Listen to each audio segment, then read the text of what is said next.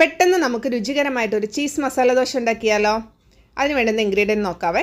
ബീട്രൂട്ടും ക്യാരറ്റും സവാളയും മല്ലിയിലയും ചെറുതായിട്ട് അരിഞ്ഞു വെച്ചിട്ടുണ്ട്. പിന്നെ 2 ക്യൂബ് ചീസ് എടുത്തിട്ടുണ്ട്. ഇത് നമ്മൾ മസാല ദോശയ്ക്ക് ഉണ്ടാക്കുന്ന പൊട്ടറ്റോയുടെ സ്റ്റഫിംഗ് ആണ് കേട്ടോ. ഇതിൽ നമ്മൾ കൂടുതൽ പച്ചമുളകും കുറച്ച് മുളക് പൊടിയും കൂടെ ആഡ് ചെയ്ത് കൊടുക്കണം എരിക്ക് വേണ്ടി കേട്ടോ. ഞാൻ പിന്നെ ദോശക്കല്ലിൽ ദോശ നന്നായിട്ട് പരത്തി കനം കുറച്ച് പരത്തിയിട്ടുണ്ട്. അതിലോട്ട് പൊട്ടറ്റോയുടെ സ്റ്റഫ് നമ്മളൊന്ന് സ്പ്രെഡ് ചെയ്ത് കൊടുക്കും. അതിനുശേഷം കുറച്ച് ബട്ടർ ഒഴിച്ചു. അതിനുശേഷം അരിഞ്ഞു വെച്ചേക്കുന്ന ക്യാരറ്റും ബീട്രൂട്ടും സവാളയും മല്ലിയിലും എല്ലാം കൂടി ഒന്ന് ഇട്ട് കൊടുക്കും. അതിനുശേഷം ചീസ് ഒന്ന് ഗ്രേറ്റ് ചെയ്ത് കൊടുക്കുവാണ്.